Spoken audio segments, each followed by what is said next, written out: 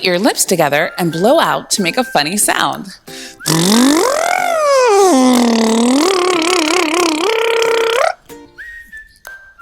When you do something silly, like making a funny noise with your mouth, it can make you smile or laugh.